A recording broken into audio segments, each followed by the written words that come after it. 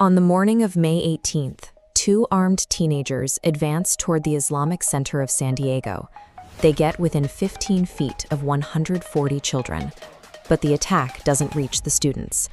The people who stop it aren't law enforcement. 3 civilian men intercept the shooters, trading their own lives to halt the advance. The shooters, Caleb Vasquez and Kane Clark, were not ghosts to the authorities. A year before the attack, police had already heavily flagged Vasquez as a high-level threat. When legal safeguards and parental interventions completely break down, human beings are forced to step in as the final, fatal line of defense.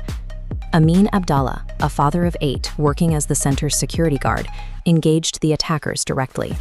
In the middle of the gunfire, he managed to transmit the emergency radio call that triggered the school's lockdown procedures.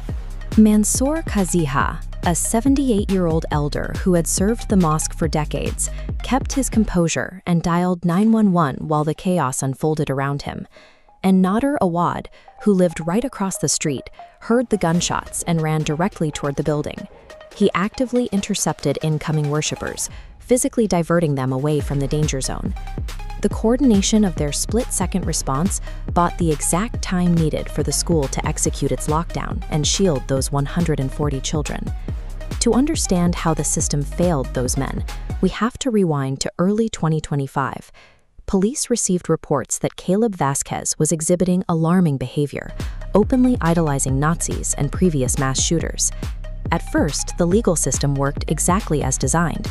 Vasquez was placed on an involuntary psychiatric hold. Utilizing strict state red flag laws, officers obtained a court order and confiscated 26 firearms from his family's home. His parents built their own defense layer too. They secured their remaining weapons off-site, heavily monitored his AirNet usage, and enrolled him in therapy twice a week. But Vasquez bypassed all of this digitally. He met 17-year-old Kane Clark online. Since Vasquez didn't have access to guns at his own house, the pair simply stole multiple weapons from Clark's mother on the morning of the shooting. Physical containment measures, like locking a gun safe, can only go so far. If an individual remains highly radicalized online, they will eventually find a new supply chain for weapons. The ideology driving them was outlined in a 75-page manifesto the teens left behind. It blended white nationalism and deep-seated anger toward women with a philosophy known as accelerationism. Accelerationism argues modern society is beyond repair, encouraging extreme violence to hasten total collapse. What makes this so difficult to track is the camouflage it wears. A teenager's feed might look like harmless jokes, while masking the grievances driving radicalization. When hate speech successfully disguises itself as a digital subculture, parents are effectively fighting a rapidly mutating virus using outdated antivirus software. Once the threat was neutralized, the sheer scale of the police response became visible. Heavily armed units and emergency vehicles locked down the neighborhood. The attackers intended to terrorize and fracture this community. Instead, thousands of people gathered for a public funeral prayer at Snapdragon Stadium. 2 days after the violence, the Islamic Center reopened its doors for daily prayers. Local imams and civic leaders used the moment to demand a unified stance on cross-cultural tolerance.